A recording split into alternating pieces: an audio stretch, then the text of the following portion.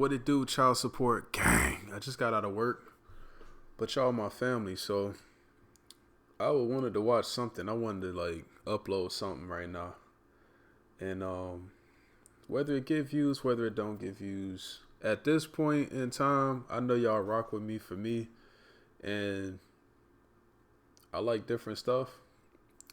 And I'm going to post this. It's Nardwuar versus Tyler the Creator in 2023. They done did hella Nardwuar versus Tyler the Creators, and I've been watching all of them. Me and Tyler the Creator like the same age, man. I literally watched this dude be crazy, rambunctious, out of control, breaking his foot, breaking his hand, jumping into crowds. And it's like he artistic. He be acting a little foo-foo sometimes, but I don't know. He just funny. He his own person. He does his own thing, and I think everybody should just, be their own people. Don't be following people. Just do your own thing. Write in the comments if y'all ever been to one of these flognar, carnivals. I ain't never been to none of them. But let's check out Tyler the Creator versus Nardwuar in 2023. 2023 almost over. I hope y'all having a good year. I hope y'all getting something on Christmas and y'all spending time with y'all families.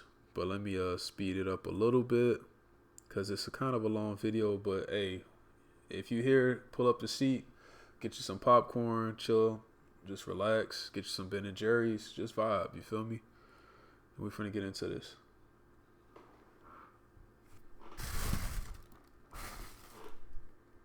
Hi, it's Nardwuar, the human serviette at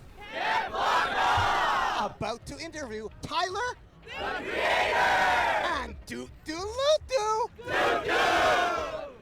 Great. Okay, anybody else want to photo?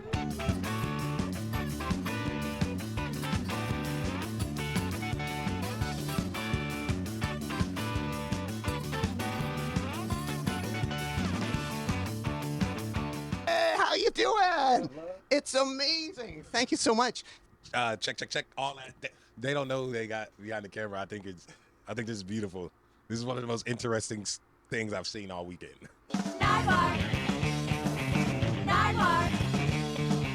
I ain't gonna lie, it's kind of going fast. I ain't gonna lie to you. I'm gonna slow it down.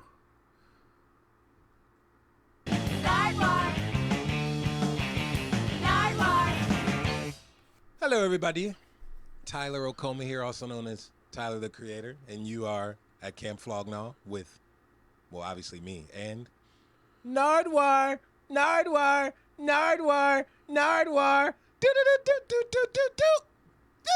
Do. Yeah! My boy. Who are weird, you, bro?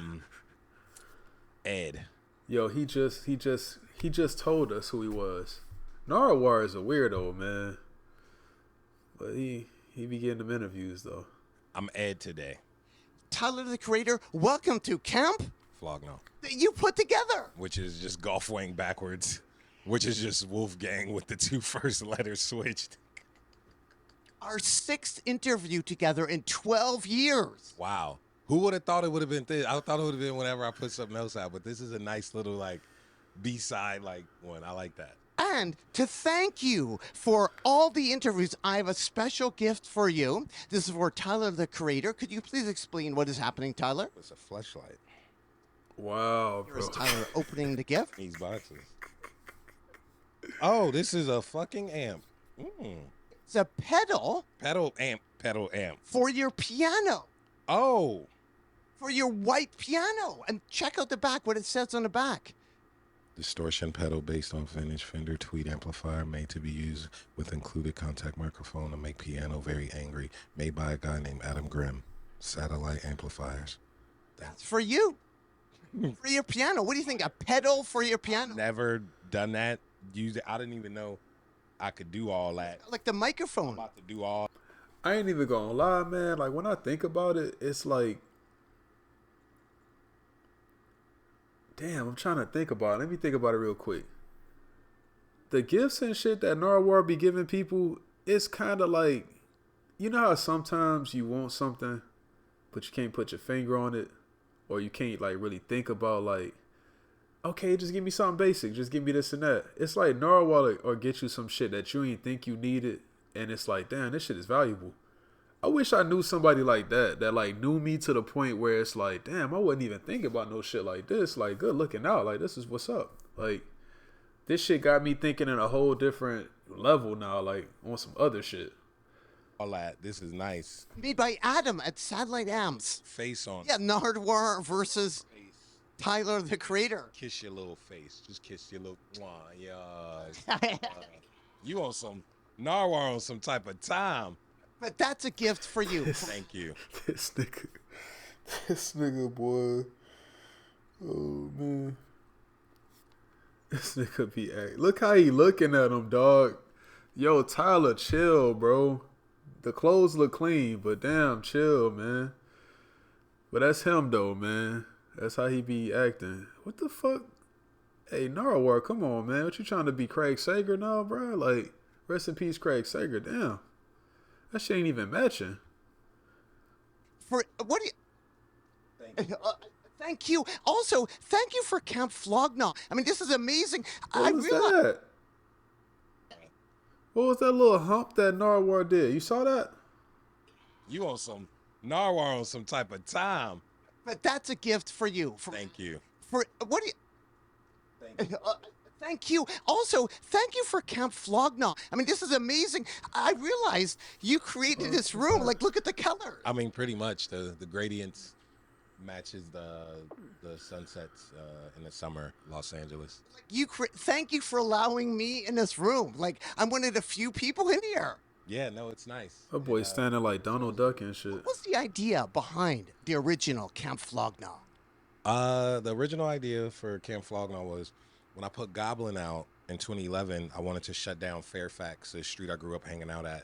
And I wanted to do a block party with rides and things, kind of like the carnivals that were in Hawthorne where I grew up at, like the community center and at the Catholic churches and stuff. The city said no. Was a little bummed, but Clancy and I was like, yo, what if we just rented a parking lot and did the same thing there? The name Flognaw came from, I had broke my leg 2012. Oh no, actually was it 2011? One of those years I broke my foot, not my leg, I broke my foot, went on a European tour, couldn't really go outside, so I'll be on a tour bus on Photoshop just making like t-shirt graphics. And I made this seal of that said Camp Flognaw with this cat design that I had in it, like it was a seal for a camp that would go on patches for. Damn, I remember that. Damn, this dude, dog, when I think about him being my age, bruh, and this is the thing that be pissing me off, man. I'm gonna go on a little rant right now, dog. People be acting like when you in your 30s, like you about to die or something, bro. This is not like the 1800s, dog. It's hella medical advances. It's fruit. It's vegetables. We got water, clean water. If I get sick, bro, I could go to the hospital, get shots, get medicine, antibiotics, antifungals, antivirals. Like, bro, the most dangerous thing is us like getting in a car nowadays. Oh my God, bro. This dude's my age though, and it's inspiring that like he just having the right support around you or the right person that's gonna like advance your ideas and your creativity. Put that shit on a shirt, put it on a hat. Let's get in the studio. Let me link you up with these other people. This person ought to make beats. This person got a mic. This person, you know, got a space that we can record. Like, yo, it's just like, it could be that simple, dog. And you could put people on.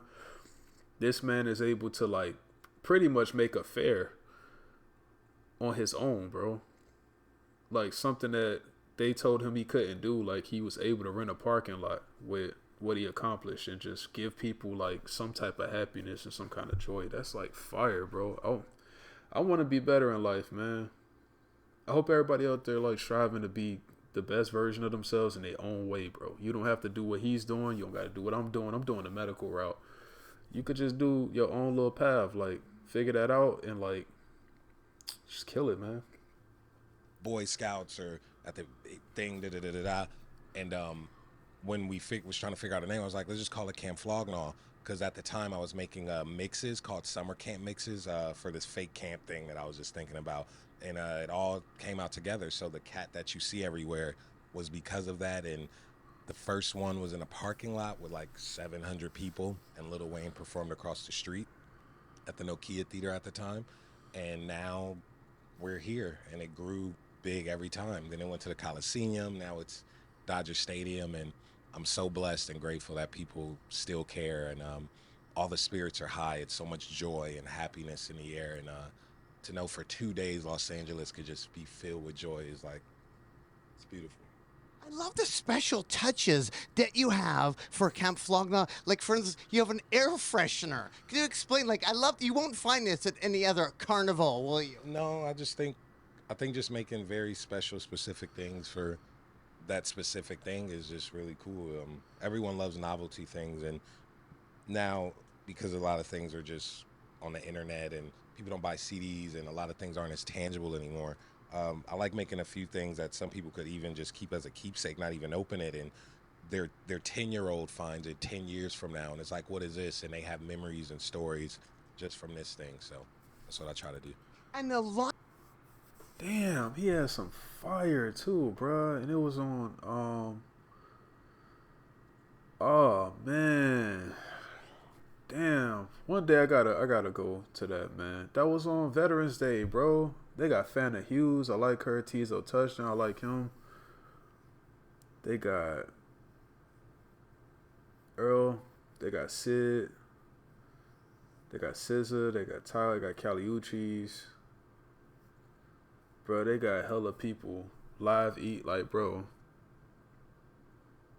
I gotta go to one of these Camp Flog Gnaws, bro. Lineup. How do you choose the lineup for Camp Flog Gnaw?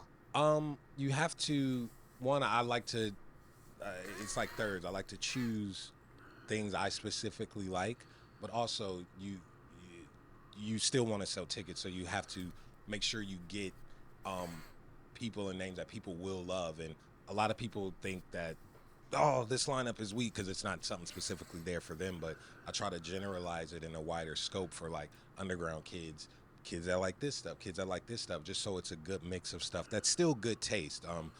If it was only like, you know, the SoundCloud kid with only 10 plays and stuff and everyone was like that, I would be bankrupt and we wouldn't be able to do this. And then if you only get the fucking radio stuff, it's like, well, the kids that call this home who don't listen to that stuff will feel alienated again, and that will kind of be the opposite of why I created it. So I kind of make it all even because we like some radio stuff, we like some of the big names, we like some of the small stuff, and I have a lot of musician friends who I truly love their music that I'll come across, and I'm like, hey, would you like to play? And it allows me to give folks chances who aren't able to just yet get on these Coachellas or these Pitchforks or these other things. So I don't know, I just look at it from that angle. Now, speaking of the summer mixtape, and Man, Tyler seemed like a cool ass dude, bro. Like, just like a normal, like, cool guy, bro.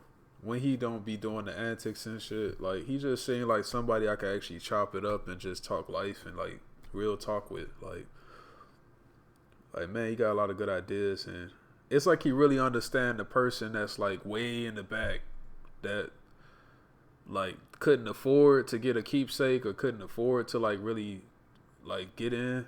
But he understand like how that feels, like, still, even though he's been successful for a little minute now.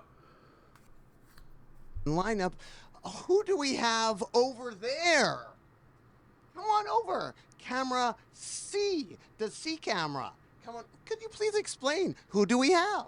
A genius, a fucking savant, a fucking... I listen to his music and I truly say, oh, I'm not good yet. Truly, he put out the Summer mixtape, you're on it. No, listen, he put out the have you heard the Harm & Change instrumental? Oh, wow. What are we talking about? What are we listen, anything in what?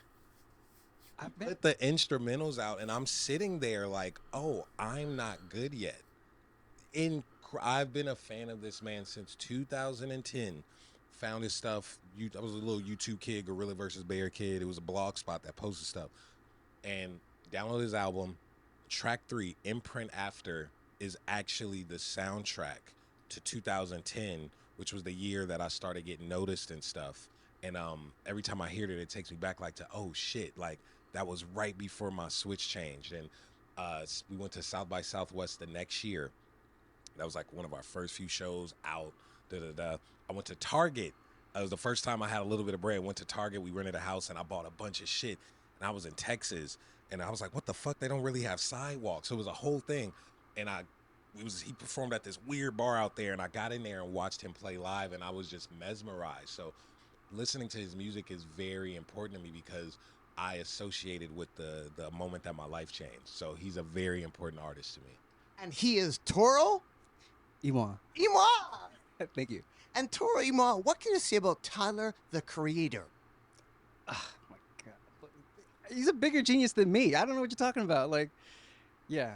Tyler, he's got the generation in his palm. He knows what kids like. He knows what adults like. He knows what he's doing. Trust this man.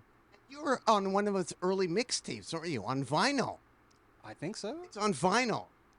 What the fuck is on vinyl? One of the early mixtapes. I think it's been bootlegged on vinyl. Oh, Nick, these kids love faking shit. So goddamn, I don't even know what the fuck you talking about. These niggas come up with shit. Somebody tried to fake my birth certificate. Like, it's getting crazy. Well, thanks so much, Toro. We'll revisit more Tyler Flognaw memories in a moment. And doot-doot-loot-doo. Bye-bye. Yes, so ill, dude. Toro Iwan. He's truly, to me, like, genius, and I know he's gonna be making music for the rest of his fucking life. I thought that was Miguel for a second. I'm like, damn, Miguel look different, man. He cut his hair and shit. I thought he was gonna say it's Miguel. My bad, man. And it's gonna be good. That's what I love, Tyler. You inspire people to search out different music, like through your samples, through your lineup. Like, it's amazing that you do that. I love music. I love nothing more on this earth than music, and nothing will ever be ahead of that. I was curious, just quickly, what, and I have some gifts for you, Michael Henderson. Oh man, Michael Henderson, a genius that Michael Henderson. What? I don't Come think on. he got his just Hey, due. bruh. 2 weeks ago, 3 weeks ago, I was on a road trip to. Hey, It's on the bro. Counters album. I think he put What it is on another going album on? after the success, but What's going on, man? the warmth and the pocket of the drum, the groove is just amazing, and such an ill vocalist. This is For you. thank you. Wow. I'm so sick of being Field Mob. That cover was wild, bro. That was wild. My bad, y'all. Sheesh. every time my man goes out with his homie. I Wanna know what it feels to be loved. Be loved. Yeah, they were sick, man. Early 2000s, it was a few, like, it was them, Yin Yang Twins, Smiles and South Star. It was a weird moment where it was a lot of rap duos just popping the fuck out of nowhere. But they were sick. They both had a lot of energy and charisma, but they played off of each other where it didn't feel too tacky. Super cool, man. I think they were from Atlanta, if I had to take a guess. Cal Jader. Man, I interpolated his song called Invitation for this song called Campfire off of Wolf. Do do do do. Boom, boom, boom, boom, boom. Love it. Genius. Wow. Tom fucking Brown. I mean, the guy, dude. Literally the guy. It's Funkin' for Jamaica is one of the greatest things I've ever heard in my life. Those jazz chords, but it's funky. You have the illest vocalist on it. They have a fucking dude just playing sax on there. If you look at the video, I love the drummer because he has on a Kelly Green hat and like tall, slim black dude, white shirt. I wonder how he found all of these different artists, though, man. Like, was his mom showing him this? His grandma had tapes lying around. Like, to be honest, the most I ever listened to growing up was Anita Baker, Sade. Like, it was like a lot of R&B, Luther Vandross. When I found Etta James, it was on my own. It was like a random CD I found. When I found out about Janet Jackson, it was on my own. Like, my brother had like a CD, I just popped it in. When I found out about Sean Paul, Duddy Rock, my brother had a CD and I just put it in. It's like I wouldn't have been exposed to none of that if I didn't just like steal the CDs and put them in, and Keisha Cole and this and that, Fantasia and da. Like, I grew up around all of it, Aaliyah and all of that, but I had to actually like take CDs and figure out who had this and who had that. But I didn't know what good music was. I didn't know these guys. I would love to like hear their music, but I'm not aware of who they are. So it kind of sucks. You can't really know what all the bops is in the world. And when I was a kid and I would watch that video, I would always be like, oh, like that's me in the video. Like, so yeah, check that out, y'all, if y'all haven't seen that. Super ill. Wow. Bunny, Siegler, Buffalo. This is crazy. These are all, Things I don't really get to see like straight up in person. Yeah. this is a gift for you. Yeah. This is amazing. You have inspired me to like get into all these different bands by you mentioning them. I love that. No, man, listen, since a kid, I didn't really play with toys, but I loved CDs, and every time I go to my mom's friend's house, I would see what CDs they have and just open it and read the credits and try to learn as much about them. And music's my favorite thing, and I could talk about it all day. And we have to get to a point, I think, sometimes I'll do these and I'll talk about music and I'll be like, oh, this was recorded at this studio, this is track this came out this year, and it could probably be annoying, but we're at a point where a musician who you know for music is being interviewed on a platform about music, talking in detail about music, his passion and what he's known for, and people are like, why does he keep doing that? But you know, if I was on here gossiping or talking about so and so who got beef, oh man, people will feed into it, and it's like, no, we need to get back to talking about music. We need to stop fucking going sneaker shopping or fucking deep throating hot wings for an hour. Like, talk about your album, talk about music, talk about the 15 songs that you guys have spent time to get mixed and mastered and put your heart into and produced and did all these things, and then when the album comes out and it sells 2 copies, everyone's confused. But it's like, they don't want to talk about the music or the album. They rather fucking go eat chicken wings and sneaker shop. And like, so I hope that overall, that's a whole shot at Complex though, Tyler, man. You just said, man, you don't want to give them nothing to talk about. They gonna interpolate that as, oh, you talking about hot ones. Oh, you talking about the little sneaker, I forgot what the fuck that shit called, but it got the dude, he be asking him about the Jordans and shit.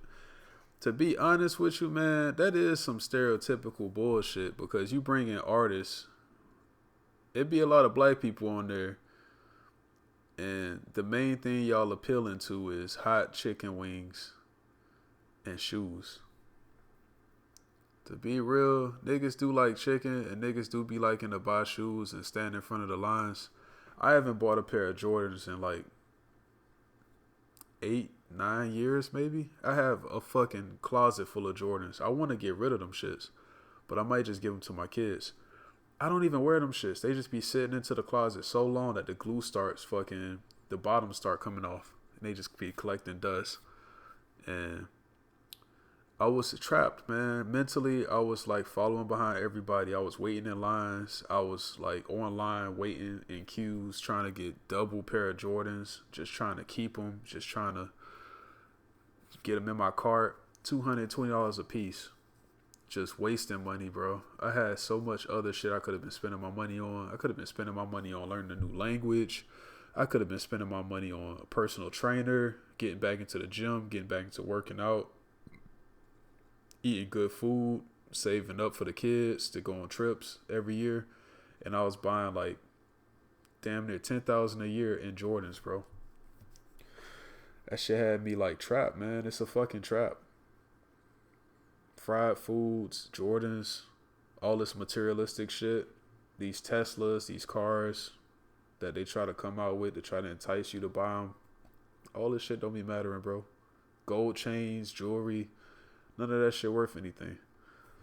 Every musician gets to a point where they sit and speak about their music and the music that they love, and the conversation about music just comes back, because the fact that you could get every song for $10, what that subconsciously I think does is have people like not respect music as worthy, and when people don't talk about it, that makes it. I just think that it's just not a lot of love in it, even from a fan perspective.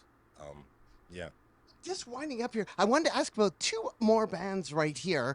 from the Teriyaki Boys. Nico, the producer, what can you say about the Teriyaki Boys?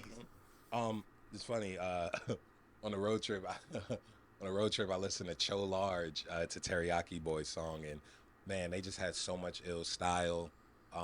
Verbal had so much ill style, and that was such a special time. I used to love her with Kanye is so special, and Zoc On by the Teriyaki Boys has one of my favorite drum patterns ever. And the way that they approached the beats was just so sick. Their four finger rings were so sick, and I think they just had such a special appreciation for hip hop, especially being from Japan. And their approach to it was just super cool. And speaking of drum drops and drum breaks, I have a gift for you. Drum Drops Volume 1, which you sampled. You have sampled before. Some actual drum drops. Wow. You sampled Drum Drop 73 for 911. Everybody need a spouse that shows the attention to detail that Nardwuar be showing in these interviews, dog. Like, he truly did his homework on this man to the point where the next thing he got for the man is something he referenced in the answering of the question before. That's crazy, bro. That's somebody that actually care about what they're doing. Mr. Lonely. Boom, cat for the boom, boom, cat. Literally, it was funny. I love that song because it was literally just trying to make like a groove that like a slow down groove that Mary would have did on like What's the 411, which is a great album for the kids who's watching. She covers Sweet Thing by Shaka Khan and Rufus. Impeccable. I listened to that song the other day like, oh, I still have work to do. I don't have a song better than Sweet Thing by Mary J. Blige or the original by Shaka Khan and Rufus. But yeah, I was just trying to make one of those grooves because that's just the stuff I grew up listening to. Yeah. How many MySpace pages did you have, like in the very beginning? Because you worked hard, didn't you? I have 4, maybe 5. My personal one, another one, and the Tyler the Creator one was me just posting at 15 all my art, all of my t-shirt designs, and all my instrumentals. All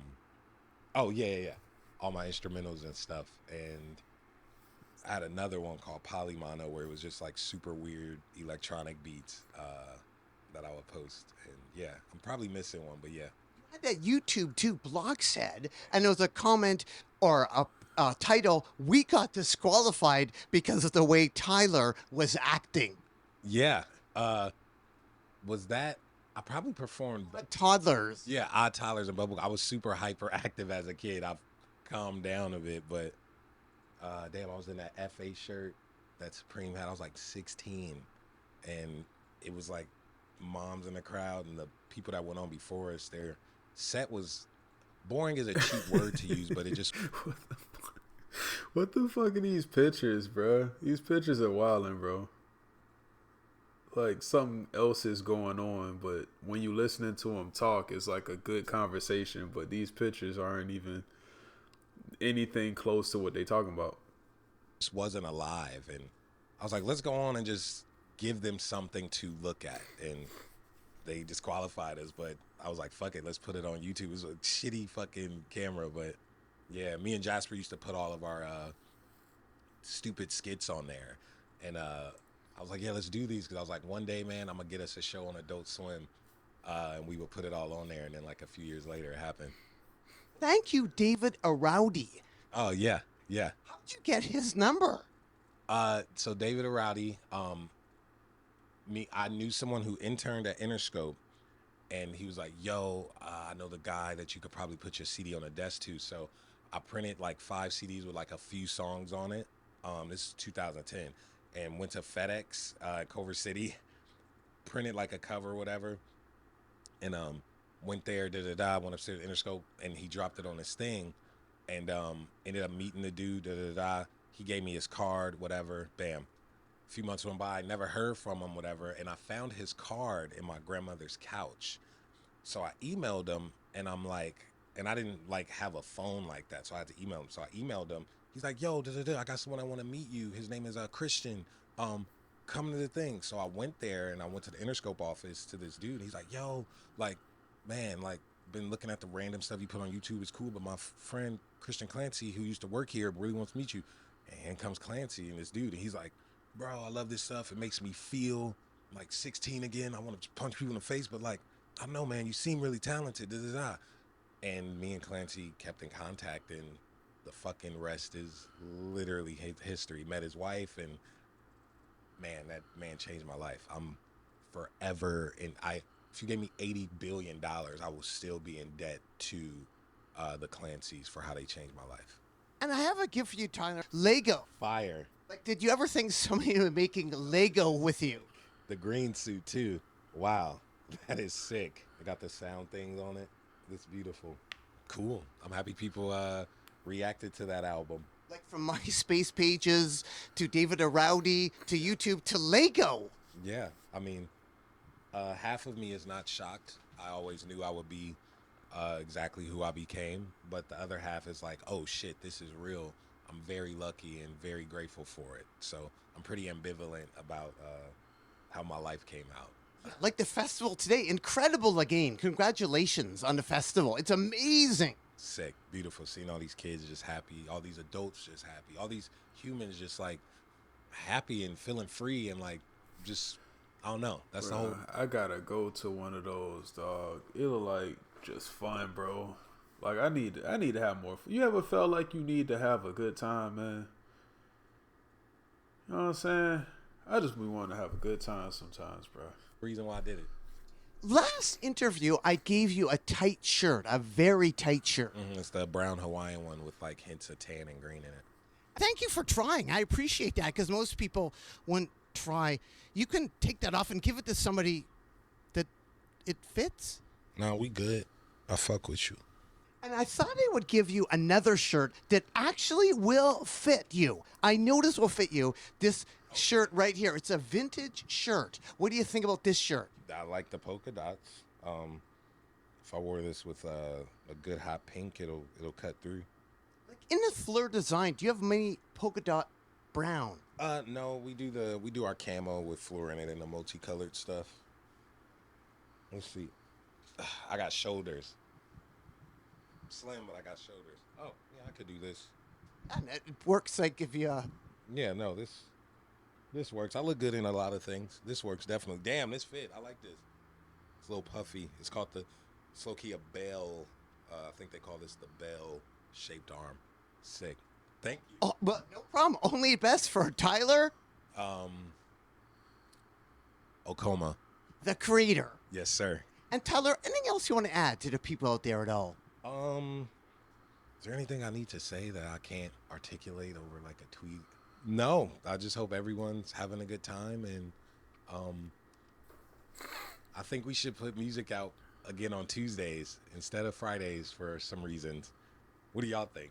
So my reasoning is, I know people think because of the weekend they could listen to stuff and streams go up, and the streaming people are like, oh, streams go up on the weekend, but I think it's a lot of passive listening at parties, or people get the time to go to the gym, so they're not really listening. And people on the weekends, they want to chill and just hang out, so they're not really listening. But I think if you put it out during the week, man, that commute to work or that commute to school or just whatever that is, you really have that hour or 30 minutes in it to really dive in and really listen, because once that's over, you got to get to work, and I think when that time is shorter, kind of like procrastination, you get more done, even with listening. And to work on an album for so long and put so much energy to it, and for it to be released at midnight, and I'm talking about America because this is where I'm from, for it to be released at midnight just seems so disrespectful. Like, people are asleep on the East Coast for the most part, and people are going to sleep on the West, and that's when you decide to release music. Like, I think it coming out in the morning. Bruh, he dropping gems on this shit, man. Hey, he talking real talk, bruh. Like, I waited for that Scary Hours, dog. That shit came out at 12. And I woke up early as shit. I'm like, damn, I missed it. I woke up. Y'all let me know how y'all feel, man. I don't got too much to say about it, man. I mean, he took shots at people. He did this and that. I wish Tyler... I mean, I be seeing Vince Staples come on the Joe Budden podcast. Like, I wish he could get Tyler on there, man. And they could just talk music and, like, actually just... Like, their minds could go back and forth with each other. Cause he's saying a lot of real shit, and it's like I want to see him with Joe, like going back and forth. I don't know why. It might not work or it might work. I just want to see it. Would just make more sense. But that's just me personally. Yeah, I don't know how you guys feel about that. You could talk just so I don't feel crazy if it's a dumb idea, but I don't know, man. I just really love music. And Tyler, lastly here, I have the new Twink LP for you. Because I know last time, in 2019, I gave a signed Twink LP. I have a gift for you, finally. One more gift. This? What is it? It is Twink. Yeah, a boyfriend. Yeah, amigo. Yeah, it's been a while since I've held a Twink. So this is the new Twink LP, because you sampled him for Boyfriend. Mm-hmm. Yeah, it's been a while. But he's still going. It's amazing. I'm curious on what this sounds like based on the different technology. I don't know if I articulated my CD thing good enough. Feel free to go again. Or music being released on during a week, or just not Friday nights. I just think music being released Friday nights is not it, but whatever. We can cut that out if you want. No. Keep it, and people are gonna argue and call me pretentious and be like, "Oh, he's so fucking there," but that's just the point, and just a thought that I had. So fuck it. Well, thanks so much, Tyler. No, thank you. I really appreciate this entire room. Like you allowed this room to happen, didn't you? You allowed this to happen. I just gave you the land, and what you built is how you're able to come, and people respect you enough to come in here and want to speak to you. So congrats on what you've done. Oh, thanks so much, Tyler. I really appreciate the support. Thank you. Why should people care about Camp Flog now? Why should people care? They shouldn't care if they don't want to. They can care about whatever the fuck they want to care about. Well, thanks so much, Tyler. Keep on rocking in a free world and do. Fuck the free world. Do.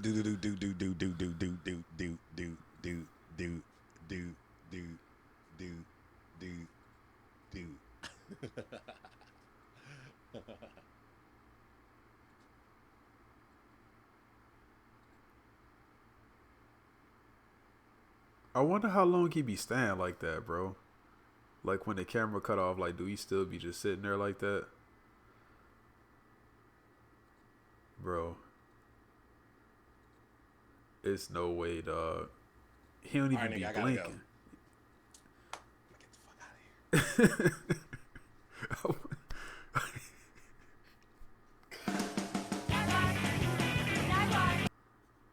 Hey, he dropped some gems. That was another classic one. Let me make sure this shit was recording, because this is a long one, man. This for the night owls, man. This 37 minutes. Hey, man. Peace. I'm going to just leave y'all with this one. And I love y'all. I love all my supporters. I love y'all. I love y'all. I love y'all. I hope y'all have a good night. Hope y'all get some sleep. I hope y'all enjoy y'all Sunday. If you go to church, if you don't go to church, just do what you're going to do. And love y'all. Appreciate y'all. And subscribe if you're new. Peace.